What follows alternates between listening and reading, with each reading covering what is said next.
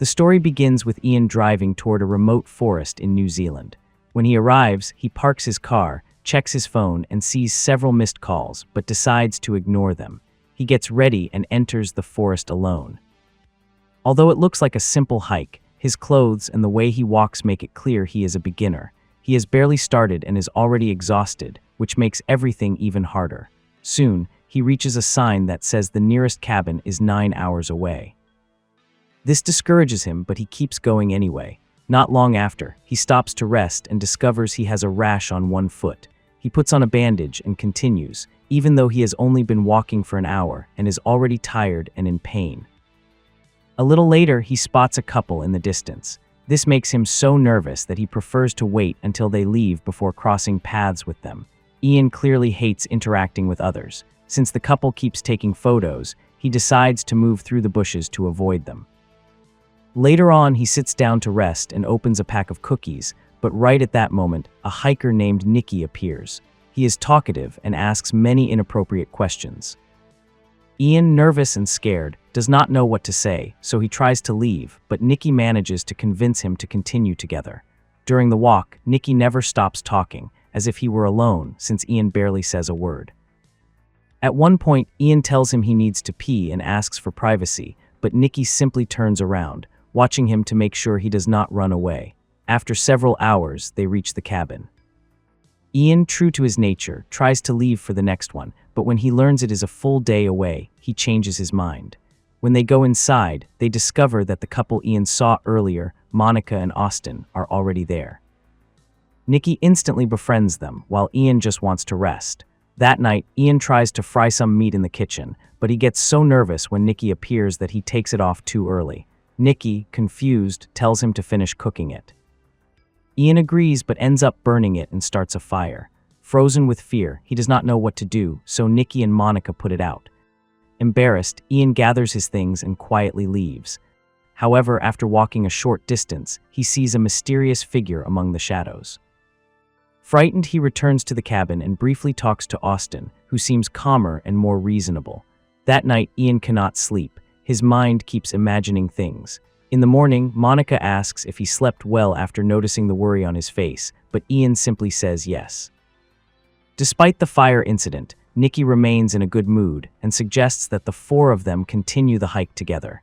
Ian, as expected, does not want to, but when Nikki gives him a pair of socks for his wounds, he ends up agreeing. The group sets off into the forest. Everyone talks and shares their stories, except Ian, who just wants to reach the destination and get away from them.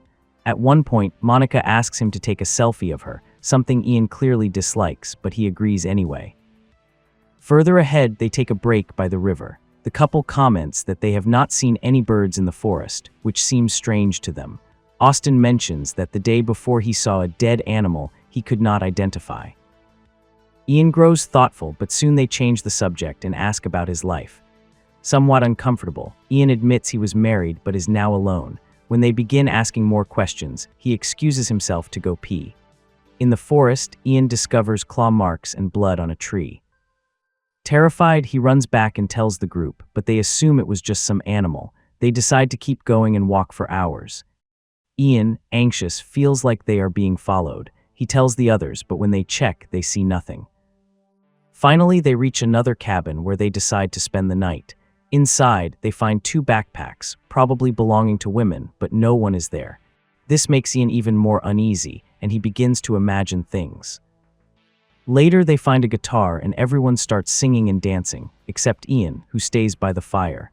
That night, unable to sleep, Ian goes out for a walk. Nikki interrupts him and asks if he is okay. Like a dealer, he offers him sleeping pills, and Ian accepts without hesitation. He confesses to Nikki that he cannot rest and feels useless. Nikki tries to encourage him. Once alone, Ian notices the backpacks and finds a camera inside one of them. Without thinking, he checks it and sees photos of 2 girls hiking. Everything looks normal, until in one of the pictures he notices a man watching them from afar. When he zooms in, he realizes that man is Nikki. He tries to keep looking, but the pills start to kick in and he falls asleep. The next morning, Ian wakes up covered with a blanket. Monica asks how he ended up on the floor, and Ian tells her that Nikki gave him sleeping pills.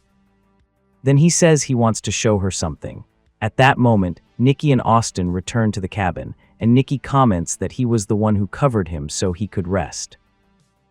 But Ian does not trust him, so he pulls out the camera and accuses Nikki of stalking the girls. Unfortunately for him, the battery is dead. Even so, Ian insists that Nikki killed them and drugged him because he was about to discover the truth. Nikki, confused and annoyed, does not understand where these accusations are coming from. But before the argument gets out of control, the girls from the photos arrive at the cabin, clearing everything up. After this embarrassing moment, Ian packs his things and runs away, although he later regrets it and returns to apologize to Nikki. To his surprise, Nikki forgives him instantly and acts as if nothing happened.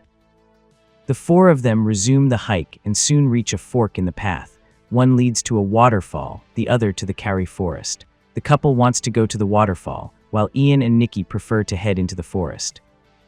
They decide to split up and meet again at the next cabin. Ian and Nikki move through the dense forest, and at one point they feel lost. They almost step into a trap.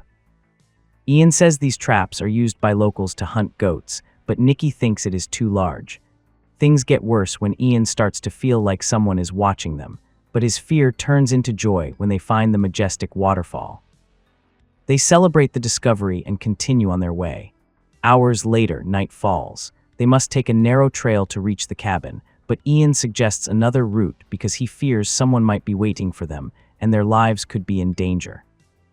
Nikki ignores him and hands him a flashlight so he can lead the way. Ian walks forward in fear, but drops the flashlight down a slope. Nikki gets furious because he paid $300 for it and demands that Ian retrieve it. Ian reluctantly agrees. He carefully slides down to where the flashlight is, but there he sees a strange figure and runs back, screaming. Monica, Austin, and Nikki hear his screams and go to look for the supposed creature. When they reach the next cabin, everyone except Ian believes he is too shaken to continue. Since the couple is on their honeymoon, Nikki offers to accompany Ian back out of the forest. They explain the plan so gently that it sounds like they are talking to a child. Ian also realizes he has become a burden and agrees to the idea.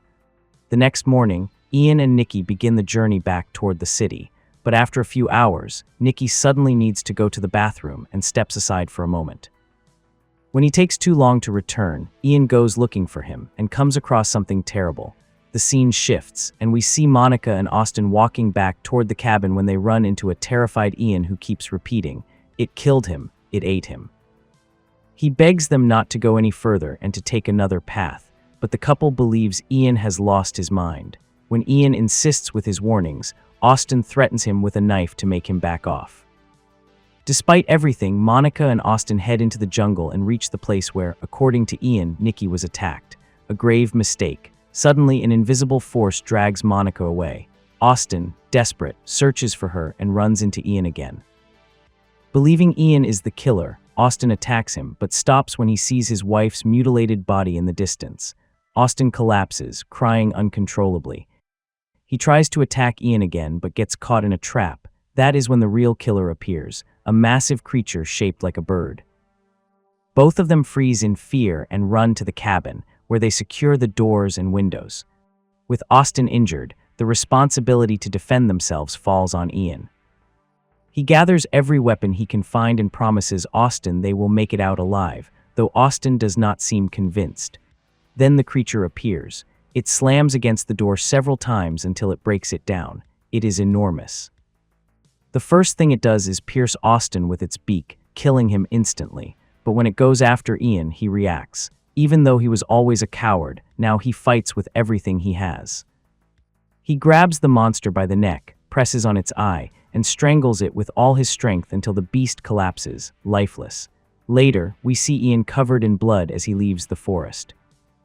After walking for hours, he reaches the sign we saw at the beginning and breaks down in tears, thinking his nightmare is over. But then, drops of blood fall onto his face. When he looks up, he sees the body of one of the girls hanging from a tree. He also discovers another of those creatures and a nest filled with giant eggs. He realizes the forest is infested with them. Ian runs in desperation and nearly reaches the parking area, but one of the creatures attacks him. Although he is injured, he manages to escape by slipping out of his pants. He runs without stopping until he reaches the road. The film ends when a car stops beside him, and a blood-covered Ian can only say one word: help. And with this, the movie ends. Don't forget to check out my channel, subscribe, and catch all the latest videos.